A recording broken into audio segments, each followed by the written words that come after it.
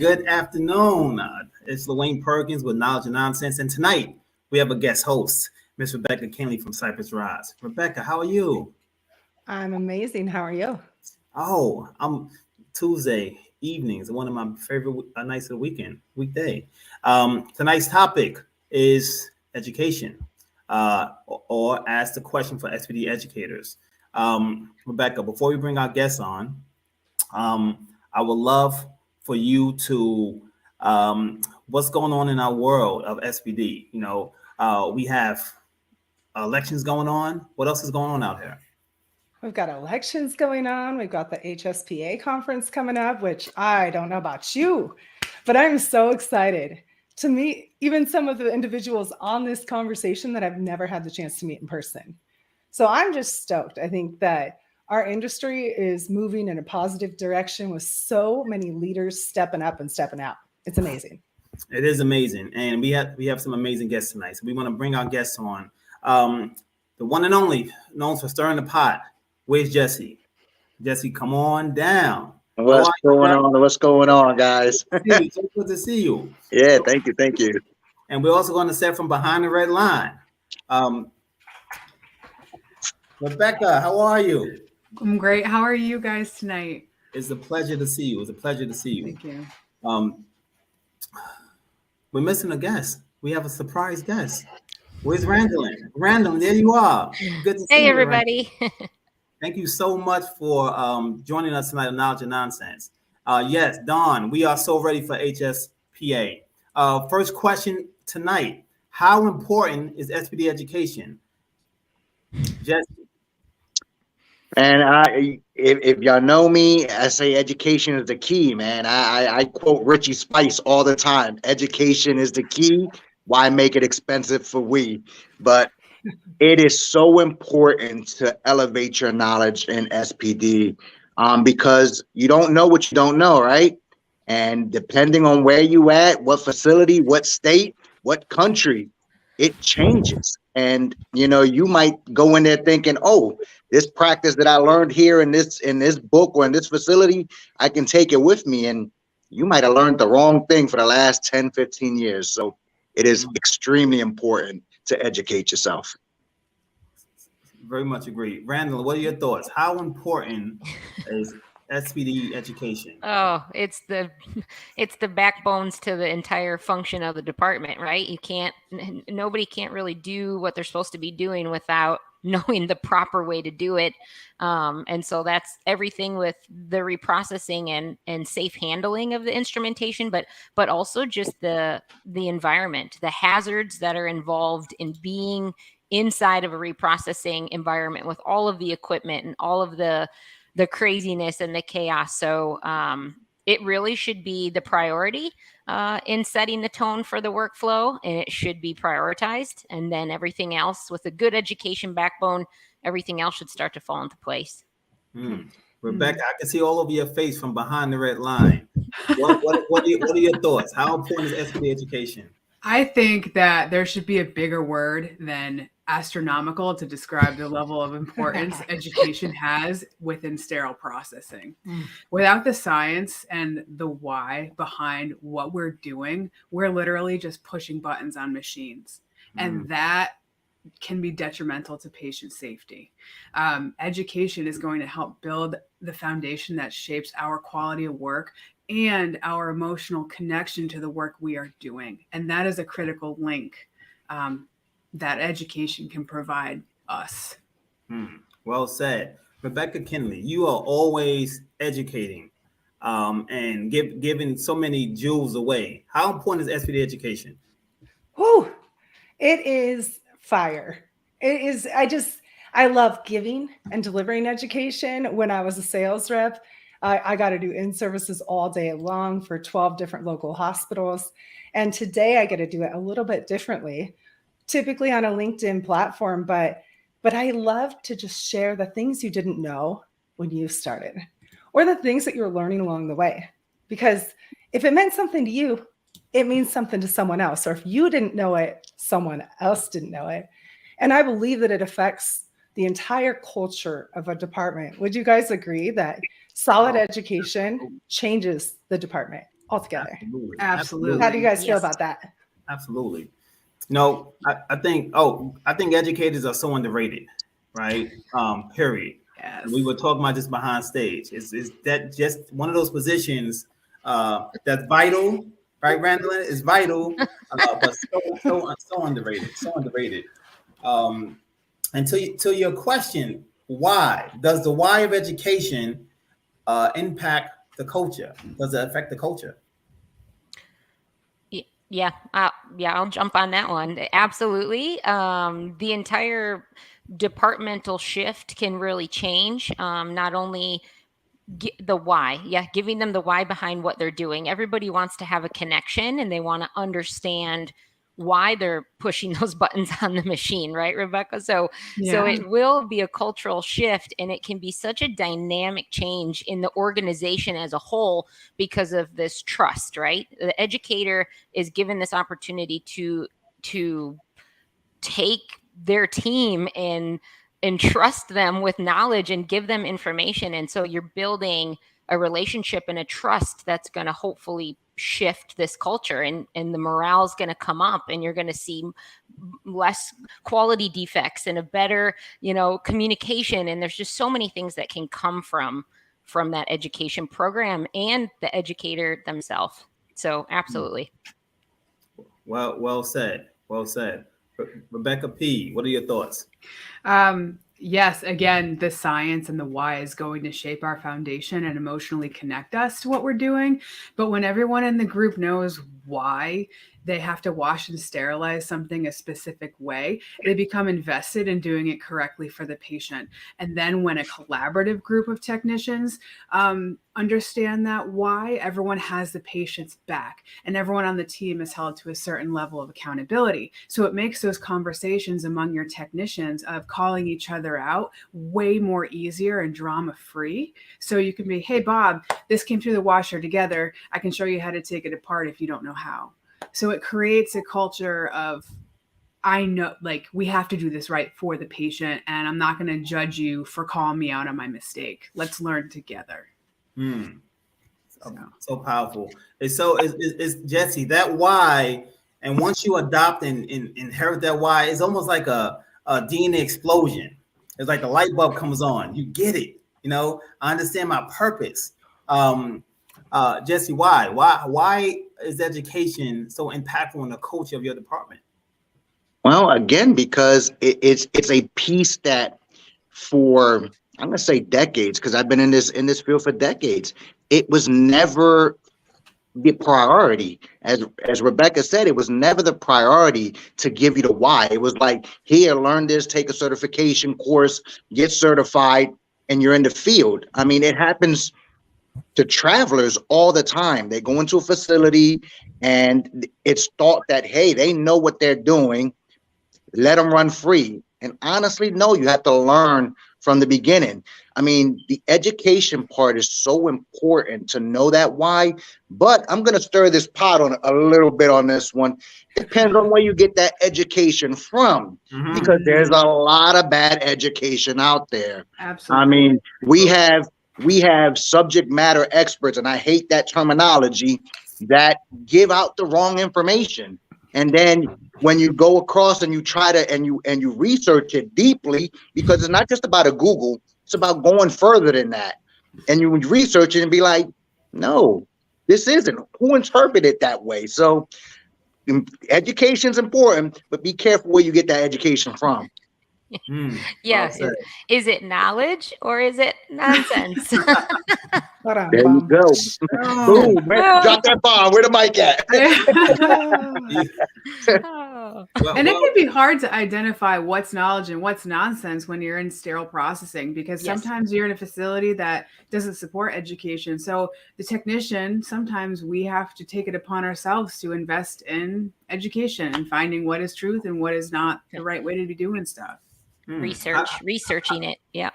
How do you do that? Digging a little deeper. How do you do that? Oh, go ahead, Randalyn. Nope. Go for it. I was going to say, technicians asking questions, if they're not supported, a big thing I tell everyone now is go to LinkedIn, get on Facebook, social media, and start connecting with your peers in the community. And then through there, you'll find your connections and your resources, how to access a better education, what websites to look at, and that kind of thing. Others can help you develop your tribe and move forward from there. Yeah, I totally agree. And when it comes to educating, I know Rebecca and Randalyn, you both educate within your facilities. Can you talk to us about the different types of educators in facilities? I know that there's clinical educators, system educators, and department educators. Can you elaborate a little bit on the different types of educators? Wow. Yeah. For me, it started, departmental educator, right, and supporting a variety of things within sterile processing and peri-op. I've done a little of both, and really, that's a lot of training. There's a lot of training involved with the departmental educator, naturally, because SPD has got the gateway of always hiring and always onboarding. So there's a huge focus around policies and implementing policies, and then functioning to support that department, that sterile processing department. You're just dedicated really to the staff's evolvement, competency verification, and the flow of the department, making sure everyone's doing what they're supposed to be doing, in line with IFUs, all of that, best practices. And then I did move into a system educator role where I was supporting, the entire organization, and that includes the hospital, the ambulatory surgery centers, and then all of the physician network clinics. And so that is more of a focus of standardizing the education, taking what you developed at the main unit and spreading that out and implementing it at all of the other sites. Well, you can imagine how challenging that is. Different equipment, high-level disinfection, different components of this, that, or the other thing. And so trying to standardize policies across this multidisciplinary unit is extremely challenging because not everybody does things the same. And ambulatory surgery centers and clinics may have different guidelines that they're following. And so you have to try to tug and pull, and it's just a lot of research. And then now I'm in a clinical educator role for another company. And so I support clinical education on focusing on just the clinical aspect, which is really driving patient safety, pulling in every type of regulation and standard and guideline, and teaching people that maybe are not clinical what it means to be clinical, such as sales, the sales division, and product managers, and everybody on the clinical aspect of what sterile processing is.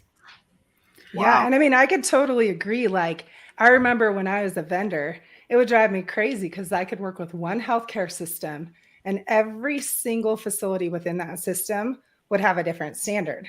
And that made it really hard to operate within best practices and keep patient safety a focus because every hospital did it different. So I'm sure, I mean, it's pretty cool to see how you've come full circle, Randalyn, and gone through the whole process within. Yeah, that's really, Rebecca, really... I see you nodding your head. I was just gonna say, like, everything. She touched on everything I was gonna say too, and it's awesome to hear based from your experiences as in each of those roles.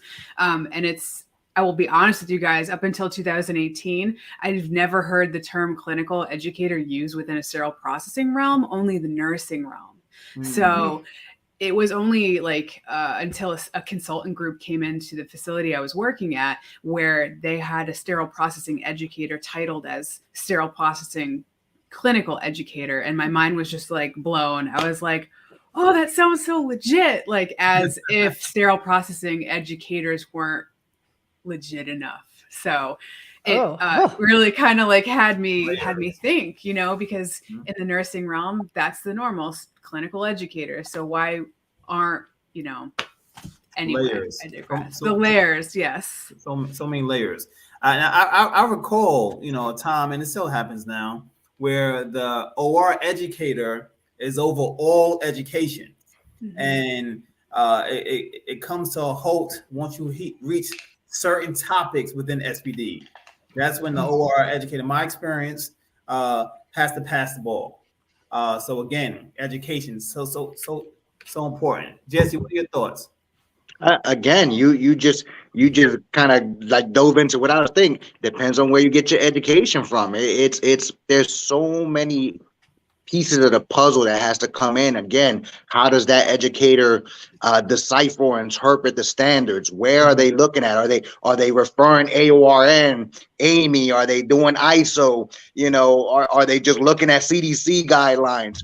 The interpretation, even though they speak the same language, it's that one little word that can change the whole schematic of what you're teaching. So, and again, from facility to facility, a large facility isn't going to operate the way a small facility. So you're going to go from a 30-bed OR to a 5-bed OR. It's not going to be the same regardless of what you want. Some people might operate more from peel packs. Other ones need complete sets. So that education aspect right there and knowing the difference of those different processes is extremely important and can get kind of frustrating, especially if you're a system-wide educator, because you gotta modify the education for that facility regardless of you trying to standardize it. So yeah, it can be crazy. Absolutely. Alexandria said sterile processing positions are systematically categorized in such a manner that dilutes the contribution and impact salary. That's a mouthful. That's a mouthful. I was going to say. Right? Mouthful. We're going to have the money talk. That's a whole different ballgame. Yeah. Hey, that might be part 2 to this conversation here. Yeah, that's definitely a whole other ballgame right there. Right. Well, we have so much more to talk about, but we're gonna pause for a quick commercial break. So grab your pencil and pads and come on back here on Knowledge or Nonsense. Ooh. Those in the know SIPS Consults. SIPS Consults is hiring. Confident, competent, and consistent. Starting as a consultant and a volunteer, SIPS has grown into a dynamic group of stellar sterile processing professionals, offering excellent benefits, 401k, and consultant in training program. We are hiring certified technicians, leads, supervisors, interim managers, educators, coordinators. Apply at recruiting@sipsconsults.com or dial 1-866-615-7977. Hey, welcome back. Welcome back to Knowledge and Nonsense. Rebecca, before we get to the next question, tell us a little about Cypress Rise. Ooh, Cypress Rise is my business. And I've been in healthcare for 15 years working in sterile processing or with it. And about 5 years ago, I saw a real gap in my ability to influence with my education. So this is perfectly suited to what we're talking about. I would go to an in-service and there would be 2 people there. So at some point I was like, man, there's got to be a better way to reach more people. So I turned to LinkedIn. And now today I work with multiple different medical companies and medical consultants and physicians to help them with their own LinkedIn and just creating a cohesive message, educating and making what they do about who they're speaking to, not about the products they have. So I love my business. And, you know, it wasn't that long ago that I was working in corporate America as a medical sales rep. And now it's full-time business for me. And I just love serving at that higher level and just helping businesses and medical professionals frickin' thrive. Oh. And frickin' is the technical term. We love it. We absolutely love it. Randalyn, how and who decides when and who gets education within the department?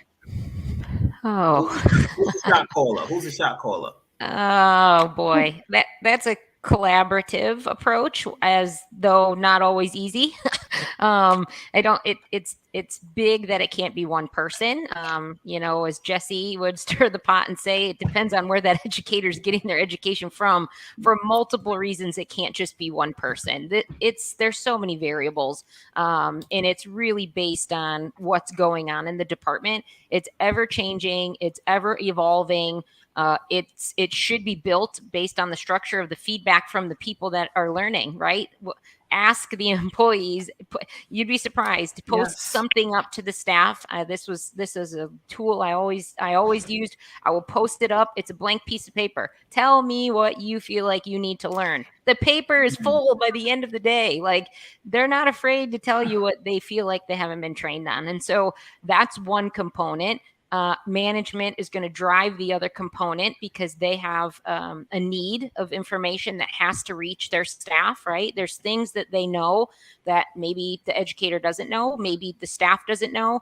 You have to collaborate with leadership to make sure you're getting that across, and then partnering with your equipment, making sure you're touching everything in that department, and then your other departments as well, like infection control. Do we have a spike in infection? Do we have things going on in peri-op? Do we have a multitude of quality defects? What's going on inside the tracking system, right? There's key focus points that we should be throwing at them, and making them fun. So it's got to be a cohesive decision, I think. Powerful. Behind the red line, this one is for you.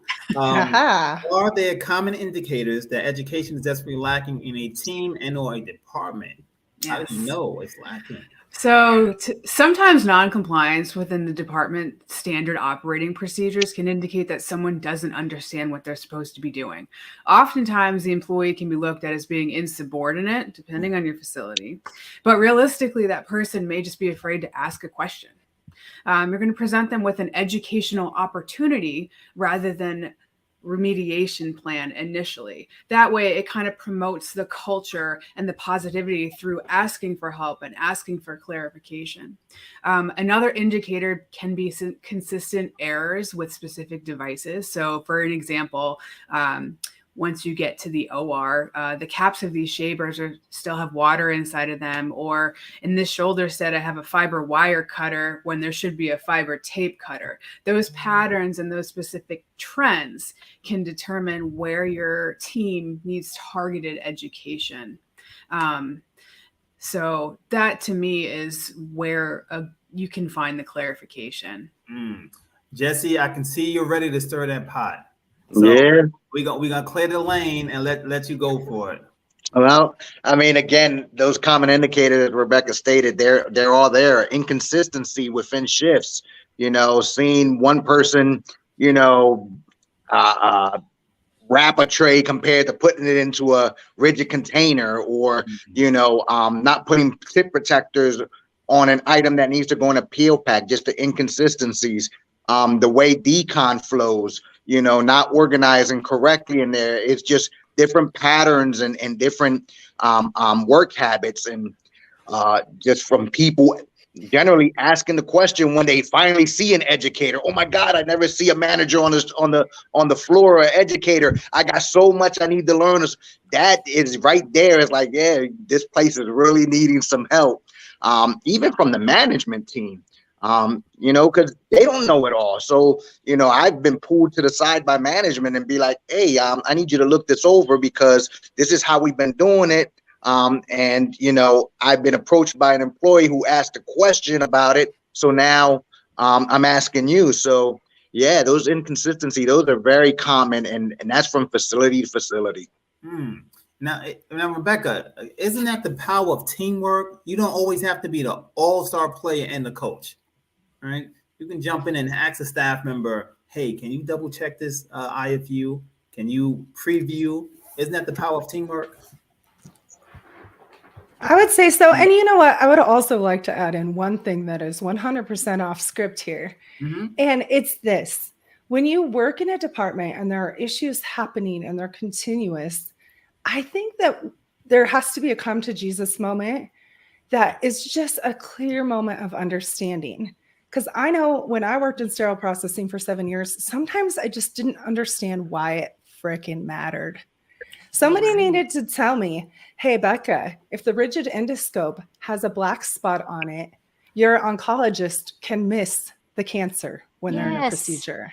That 3 millimeter difference is the difference between a patient being cancer-free or still having cancer. And that was you not checking and you not doing your job. So I think sometimes there's those heart moments, but I think most times people aren't negligent. I think they just don't know. Yes. Good point. Valid point. And so it's on all of us to feel comfortable enough in that culture to say, hey, you know what? You're doing it wrong, but here is why it actually matters. It's not just, you're doing it wrong. It's here's why it matters. And that makes all the difference, I think. I agree. I think a positive trend that I I wish we can get back to is when we allow our sterile processing technicians up to the OR so they can see how the devices they maintain, right, is utilized. Have you had that experience?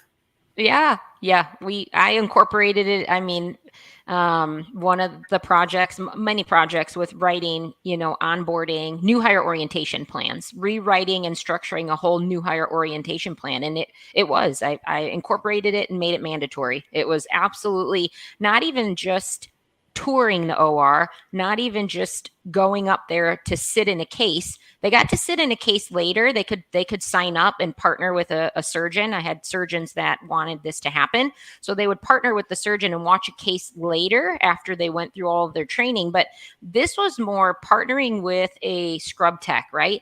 A day in the life of a scrub tech, and a scrub tech understanding a day in the life of an SPD tech is going to full circle help each other, because they're going to send their trays down better. They're going to think of that SPD technician instead of them thinking as just that person down there that's cleaning my tray or over there. Oh, I remember it's Randalyn and she showed me this and her job is so difficult because she has to do this. And so a buddy system, if you will, in the operating room, where both sides are given equal opportunity to learn from each other, because that's going to carry weight later, when they're functioning in their role. So from behind the red line, different educators teach differently, right? Rebecca, what are your thoughts on what education style was most impactful on your career? How did you learn best? Ooh, how did I learn best? I found that one-on-one and closer working with somebody that was truly invested in their job and the why and knew what they were doing from top to bottom. When you can see that as a tech, you look up to these people as a mentee. And when you can see somebody that is passionate about the job and what they're teaching you, it connects that emotion. So you feel, for me, I felt more empowered learning from somebody that was invested in what I was doing. But again, I like to learn through hands-on learning and more like one-on-one teaching rather than like group styles. Jessie, how about you, sir? I tout myself as a jack of all trades, master of none. So I have a very good memory. So when I read something or I see something, I can usually mimic it. But my teaching style is basically I adapt to the individual. Like, I love the feedback. If I see somebody struggle, that's the person I gravitate to, because it's like I want to find the angles for them to learn. Not everyone learns quickly. Some people, like myself, I can see something one time and I'm going to try it. Some people just don't like to jump in, and they need that explanation. I mean, as an educator outside of the hospital, I have certain students that are like, they want like the scientific explanation as to why we do what we do. And I'm like, okay, now I have to switch gears here, because I'm going to lose everybody, but I'm going to explain it to you. But it opens up questions throughout the whole crowd, and it makes the learning experience a lot better. And then you have those individuals that they just don't get it and they need that hands-on. And a lot of it happens like that. Unfortunately, with this in Jersey, that is, certification is part of an SPD tech's requirements. You have to be certified. So that book work has to come in, so you can't be just strictly hands-on. You got to know that intricate education as well. Well said. Well said. We get a lot of feedback from LinkedIn. There was a hot seat question. And this question is for the panel from LinkedIn. Rust and scope channels, how to clean and when to send out for repair. I love this. I love this question. Repair automatically. Repair. Jessie, I was going to say, I don't got to say it. Jessie's going for this one. I know it. Repair. It's you can't clean rust. Simple. This is I see this so much in SPD. It's like one of the top 10 pet peeves. Oh, let's throw some surgery stain on it. Let's get that rust off and clean it and send it through. That's a Band-Aid over the problem. Surgery stain isn't gonna, give that passivation layer back, especially in a scope, in a channel, send out for repair. You can't put surgery stain on there. You're gonna damage the lens. You're gonna damage the adhesive around that lens. Out the repair automatically. Okay. And if you're flushing any type of liquid down that channel over that rust, it's going into your patient. Correct. So automatically it should be sent out for repair, regardless if you have a service contract or not. Bye-bye. Yeah, right. And go ahead. Yep. I was going to say, when in doubt, send it out. You see Yeah. the line. I would always tell, and it depends on what kind of scope we're talking about here. I'm not going to get super, super technical, but if we're talking about a flexible endoscope that has a Teflon biopsy channel, oftentimes those get kinks in them. Those need to be sent out fully disassembled and replaced as a new component within the scope. And like Jessie was saying, there's no amount of cleaning you can do that will get rid of that. So when in doubt, send it out. It's one of the best phrases that I could always live by. Hey, say it again. And I'll add a little bit more to that. When it comes to rust again, that comes to the education part of it.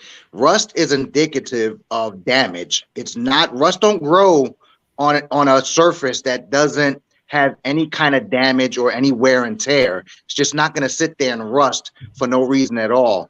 It's something's going on with that surface or that channel that's causing the rust. So that's an automatic indication that something's going on. Clean it so that it can be handled to be sent away to get repaired. Oh, but wait, there's more right after this commercial break.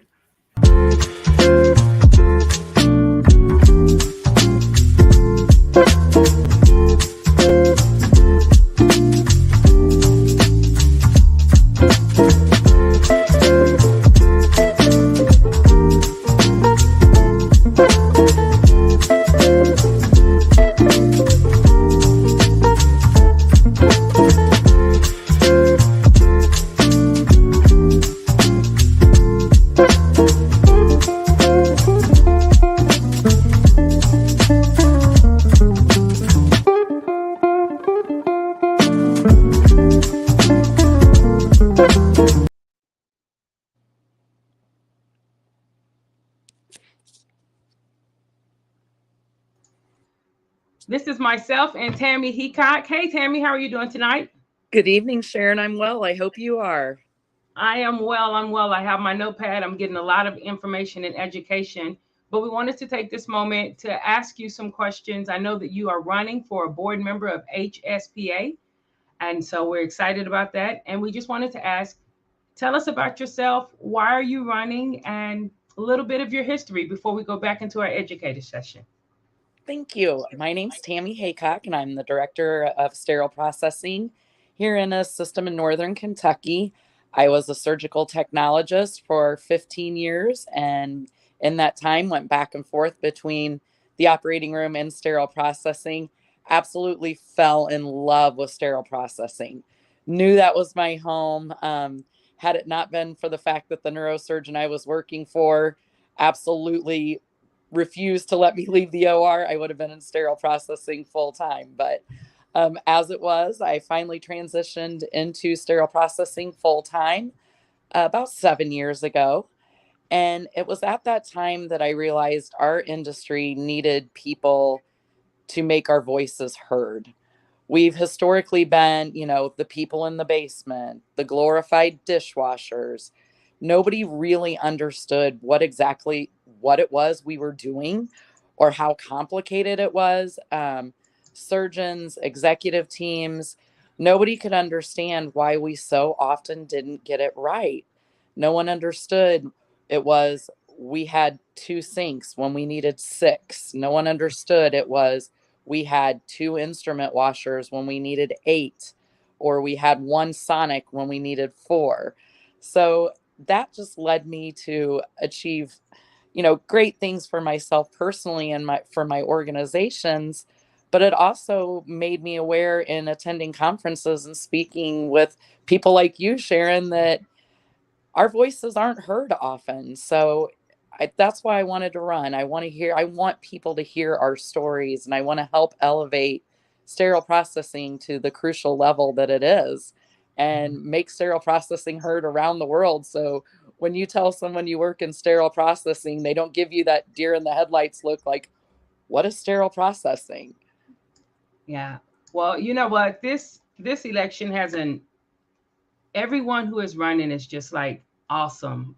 And I'm so excited because we have the right people who are really going to work for this industry and really working together, like collaborative. It's not a bunch of opposition now. People are actually working together for the betterment of this industry. And so, Tammy, I'm excited about it. Guys, go ahead and go and vote. If you haven't voted, check your emails, go through that link and vote. Make your voice heard. There are 45,000 members of ISHM. We need at least 30,000 people voting in our elections. Make your voice heard. Let's practice getting our voice heard with the election. And next thing you know, it's being heard in the committee meetings. It's being heard in the rooms. What do you mean they're listening? Yes, we are a force to be reckoned with. So make your voice heard. Tammy, thank you so much. Is there anything else you'd like to say before we go back to this discussion with this awesome panel of educators? I just want to thank all of the sterile processing professionals out there for everything you guys do. You're heroes. And yes, get out there and vote. All right. Have a good one. And we'll see you at the polls. Talk to you guys later. Thank you, Sharon.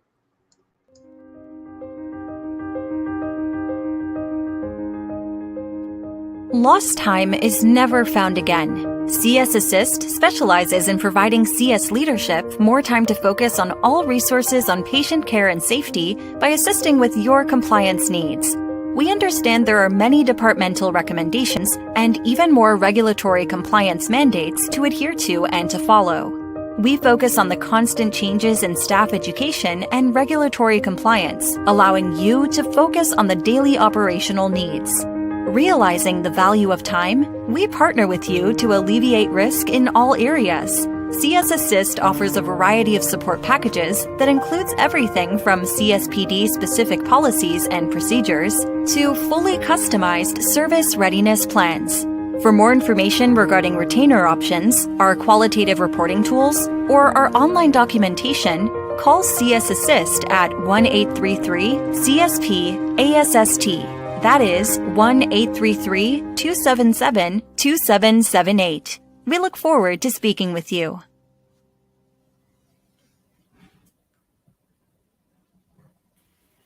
Hey, welcome back. Welcome back to Knowledge and Nonsense.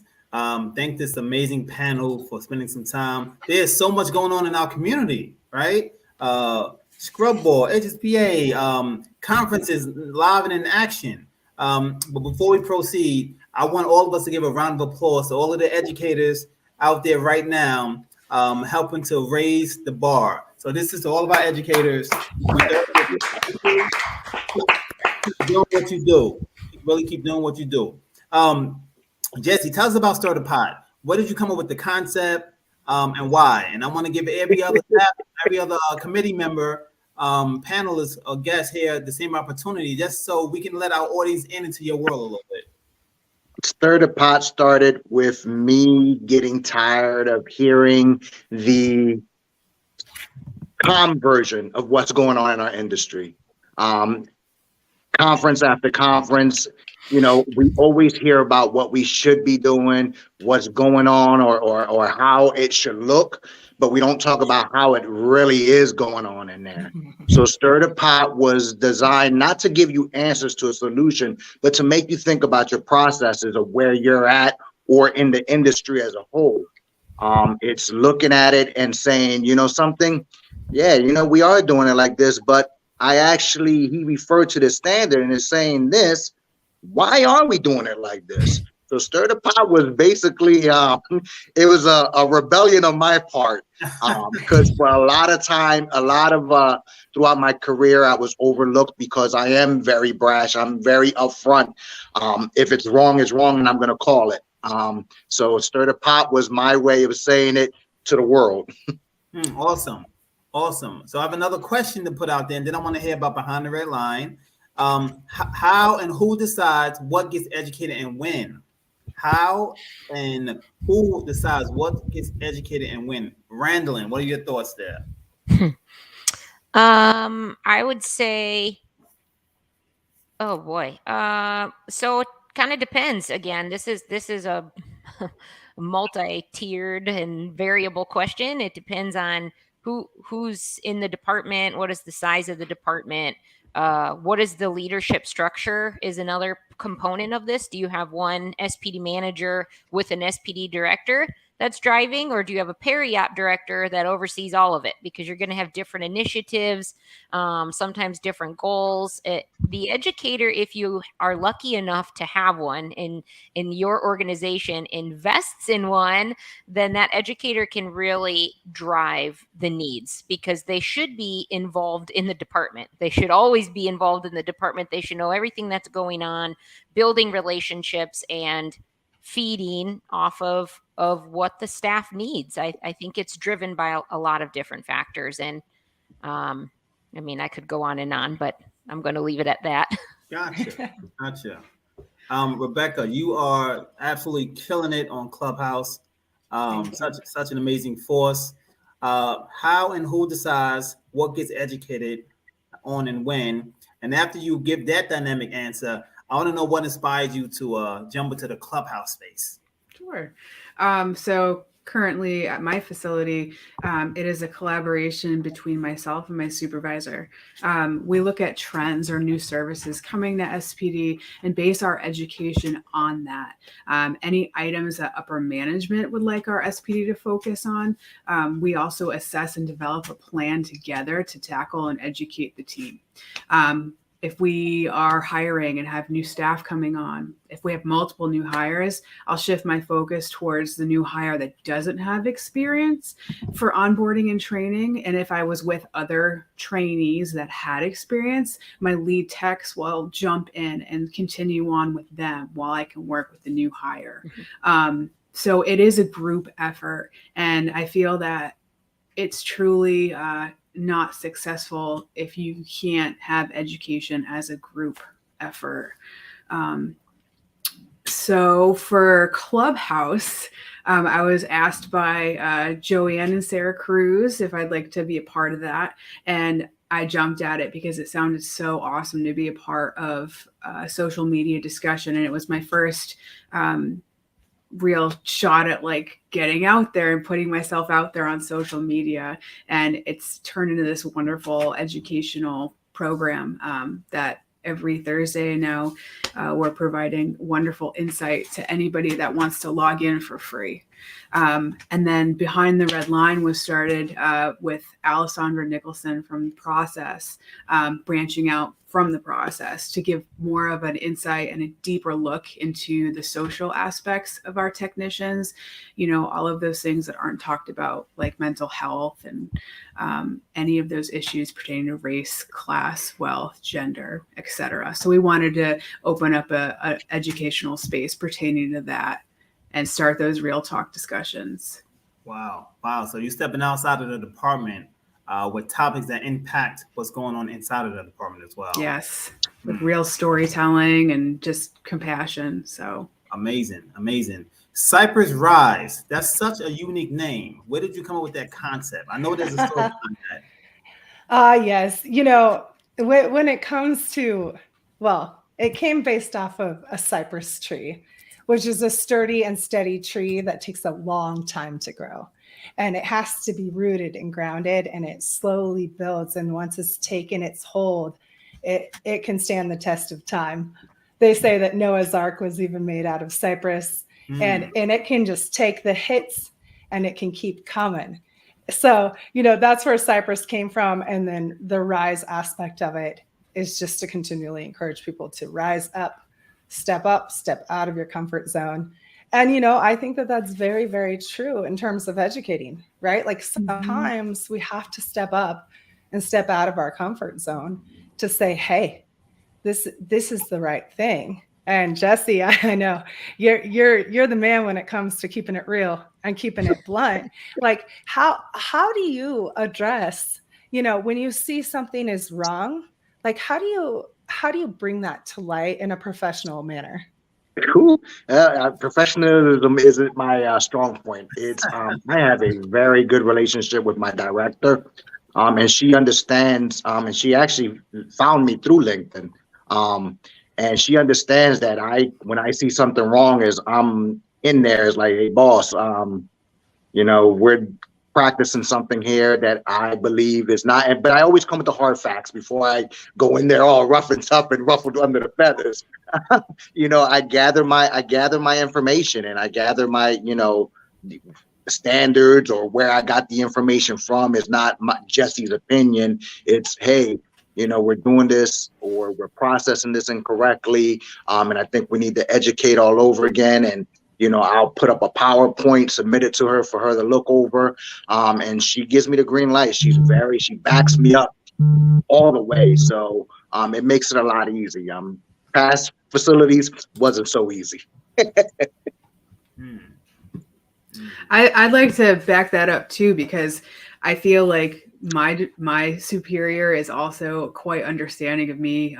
When something's going wrong, I'm like Jessie. I get really what's the proper word here? Passionate.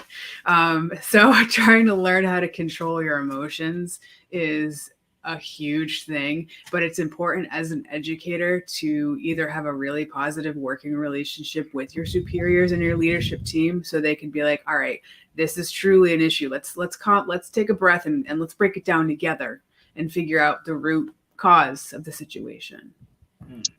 Great response. Right, and I think that the root cause sometimes comes back to the metrics. Randalyn and Rebecca, I know you can speak to this, but having the proper systems in place to be tracking these error rates and be able to cater education directly to what's happening within a department, I think is very key as well. Yeah, definitely. The other component of it too is that I had to learn throughout my career is that you have to pick your battles. It's some stuff you can educate on all you want and want to do the right thing, but there's no real way around it. And I'll put an example out there is, we know the IFUs for wrapped items say do not stack, but probably every facility you walk into, you see that, and if the space and the budget isn't there, you got to bite the bullet on that one sometimes, but you have to be able to speak to that process as to why it's happening. And, what are you doing to mitigate any kind of further contamination or damage to the package and things of that nature. And as a good educator, you'd have to find that modification to educate in that way. Before we has a question for the panel. Statement. He said, these days, the instrumentation are not made with great grade of metal, or the water is not soft enough. What are your thoughts? Are they switching the metals in our instrumentation? We got some past vendors on the panel. What's going on in Germany with this metal? Well, water quality is definitely going to affect your thing. So if you are in a facility and you're in the education or leadership role, it's up to you guys to know that your water quality is not great, how to remediate that, or discuss with your team, hey, we live in this state, we're going to have really hard water. So this is what's going to happen to your instruments over time. These are what water stains look like. This is how to determine if it's rusting, if it's pitting, if it's what color the stain is, and the stain test with the eraser, right? So it really helps you direct education when you know your facility. And as an educator, you really need to be able to explain, like, okay, at other places with RO water, you're not going to see this discoloration on all the instruments, but here in this part of the world, our instruments are going to have funky colors on them. So this is normal here, it's abnormal here.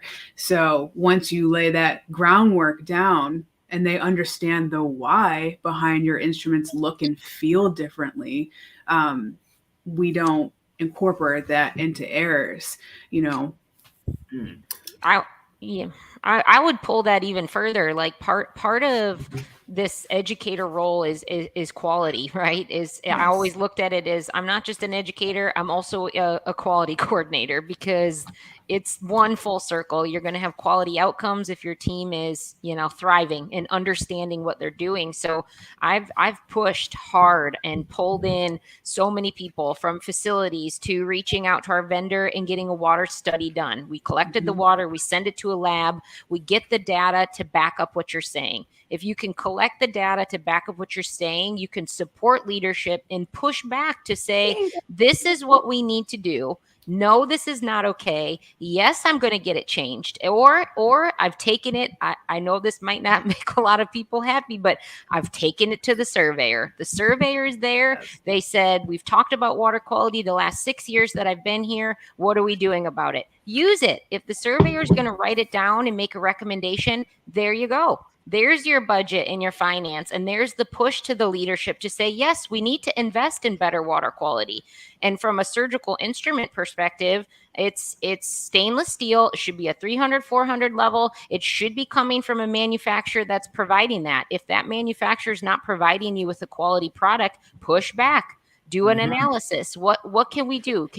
What are we spending on surgical instruments this month? Let's go with another vendor. Let's get premier pricing from another vendor because we have data to back it up. So there's some real serious work. You can take this education to another level and push quality. Because if it's rusting and we're seeing stains and it's not getting any better, let's change it. Let's change the game. Something's not right. The staff doesn't deserve to work with poor quality, and patients don't deserve it. And as the IFUs evolve, they're calling for critical water. If you don't know what that is, find yourself Amy TIR 34 and get that rolling and out. It really will help justify what you need, especially if an IFU is saying it needs to be rinsed in critical water. And and this is where, again, that education, as you know, as just stated, but this is where you get your facilities involved as well, not just your leadership in SPD, not the OR, not just IP, but the engineers. Those are the people that you have to talk to, because they're the ones that's going to have to look into this system that's going to be placed into your facility. So that's where the education on that side of the piece comes in at. Amazing. So I hear you all saying that SPD educators can be agents of change. Is that a true statement? Definitely. Absolutely. Definitely. Yeah. Absolutely. Yes. How does one become an educator, Jessie? Repeat that. I'm sorry. How does one become an educator? What are some of the steps? Honestly, I mean, my step, I'm gonna put how I got into the field. I went out and I basically got every certification I could under the belt and educated myself.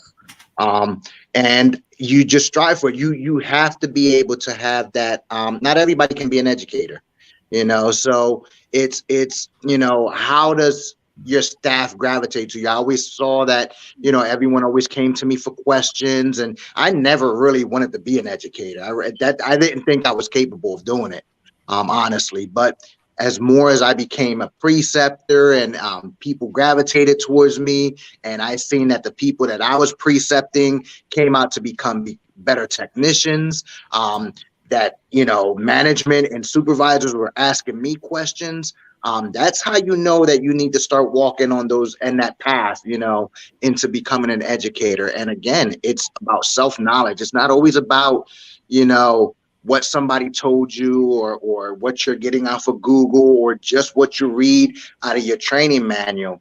I started off as a scrub tech, and one day I was a scrub tech. The next day I was a sterile processing technician. And I saw how that puzzle fitted together. One can't function without the other. So it was important. And the more I got into it, the more I wanted to learn. And I'm like, all right, we're doing this. And I'm a common sense thinker. So I started thinking, I'm like, wait a minute, we're doing this process like this. Why? Let me find this answer. It's not just about reading those chapters. It's looking at the references at the end of them chapters too. And best believe there's not just one organization. There's a second one.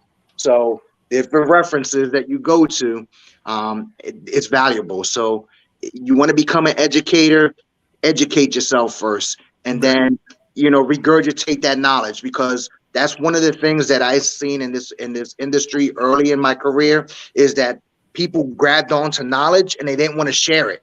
It's like they didn't want to share it. And I'm like, why? It's like, give it out. And if you're able to regurgitate and share that knowledge, your path is to become an educator. Thanks for sharing that. Becca, impact and influence. What does that mean? When I hear the term impact and influence, what does that mean? Me, Becca? Yes, Yeah. ma'am. Yes, ma'am. Impact and influence. I mean, I could speak for 3.5 hours on this right now passionately, but I believe, I see these questions coming through of how can I become an educator and how can I progress? And the truth is, you can be an educator right where you are today, and you can share your knowledge with an audience on LinkedIn or whatever platform is your preference today. Impact can be big, even if it's not in big numbers. And sometimes I forget exactly what the line is, and I'll skew it, but quality leadership can positively affect the trajectory of somebody's entire life. Yes. And so it's important that if you have knowledge that can change and impact somebody else's life in a positive way, that you figure out a way to share it. And I think, there are professional development cues that we can all take and steps that we can all take. If your passion truly is to become an educator, figure out the steps you need to take. Talk to the people on this panel that have been educators and figure out what steps they took to get there. Did it require a bachelor's degree? What was required to get to the next step? And study that. So the people that are really, really good at what they do, learn from them, because that is how I got to where I am in my own business today, is learning from the experts out there and just saying, hey, I might look dumb. I look dumb a lot. If anybody has ever followed my LinkedIn, I just put it out there. I'll just get on and post a video about professional development or whatever is helping me grow. And to heck if it doesn't resonate with everybody, but sometimes the posts that resonate with the least amount of people resonated with the one right person. So I just say, you've got to put yourself out there. Put yourself out there. Wow. Powerful. We need to let our audience know where they can find you. How can they get in contact with Randalyn and Jessie and Rebecca Peplau and Rebecca Kinney? How can they find you? How behind the red line, how can they find you? You guys can find me on LinkedIn under Rebecca Peplau, the Behind the Red Line podcast, or the Sterile Processing What You Don't Know Clubhouse page. Also, my Instagram is FAQ_4_IFU. And a lot of my educational tidbits from my current facility are there. So, thank you so much, Rebecca. It was such a pleasure chatting with you tonight. Ms. Randalyn, how can our viewers find you? How can they track you down? LinkedIn. Just search my name on LinkedIn. You'll see it. There's not many Randalyns out there. There's not many Randalyn Walters out there. So if you search me on LinkedIn, you'll see me. I also have a new branded post that's coming through the organization I work for, BellyMed. It's called Clinical Confidence. So I just started posting those on the webpage. So you can search Clinical Confidence and find me that way. Or you can email me at my SPD email. It's Mrs. Walters, SPD21@gmail.com. Mr. Lopez, stirring the pot. How can our viewers find you, sir? Well, you can find me on LinkedIn. Just search my name and you'll find me. You can go on YouTube and look under WDYDCSP, which is what do you do as a central sterile processor.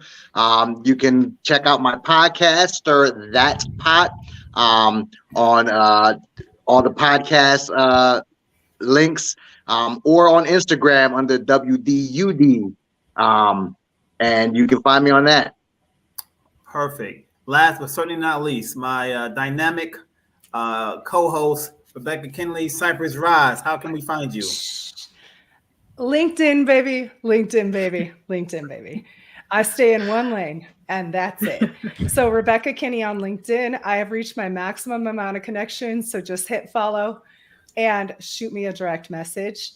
Anybody else who's interested in learning to grow on LinkedIn, you can follow my business page at Cypress Rise on LinkedIn as well, and we can get in touch via DM. I'm here to help you. I want you to grow as a professional, and anything is possible. So shoot me a message. I'm happy to talk with you. Thank you so very much for sharing your time with us here at Knowledge and Nonsense. And we'll see you on the road. We'll be at HSPA. We'll be at the Scrub Hole for sure. I hope to see you all there. Have a wonderful night. And keep saving lives, sterile processing. You really do matter. And educators, keep on moving forward. Have a good night, team. And see you back here soon. Take care, guys. Have a good Peace. night. Bye-bye. Thank you so Thank much. you.